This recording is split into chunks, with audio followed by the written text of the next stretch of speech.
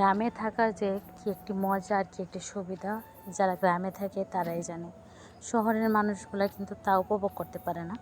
তো দেখতেই পারতেছেন আমরা গ্রামে থাকি, আর গ্রামের মধ্যে আমরা নিজ হাতে শাকসবজি রোপণ করতে পারি, গাছপালা লাগাতে পারি। ওই গাছপালা থেকে ফল দিয়ে, সবজি দিয়ে ওইগুলো আবার আমরা খাইতে পারি।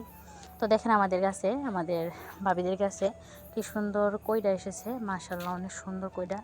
আর এগুলো কিন্তু একদম ফরমালিন মুক্ত, এগুলোর মধ্যে কোনো ওষুধ প্রয়োগ করা হয় নাই, যে কারণে কিনা এগুলো খাইতেও খুব ভালো লাগে। তো গ্রামের মানুষ কিন্তু এক সপ্তাহ বাজারে না গেলেও কিন্তু চলা যায়। আমরা কিন্তু যদি এক সপ্তাহ বাজারে না যাই, তারপরেও কিন্তু আমরা চলতে পারবো নিজেদের গাছের সবজি দিয়ে, ফলমূল দিয়ে খেয়ে। তো এই তো আমাদের ভাবিদের গাছের কইটা দেখতেই পারতেছেন, মাশাআল্লাহ কত সুন্দর। যেমন দেখতে সুন্দর, খাইতেও কিন্তু মাশাআল্লাহ অনেক মজা, খুবই টেস্টের হয়।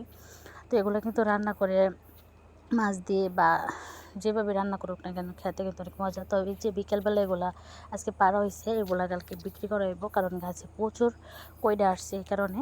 তো কইডাগুলো দেখতে কেমন, আর এগুলা কার এদিকে কী নামে পরিচিত অবশ্যই জানাবেন। সবাই ভালো থাকবেন।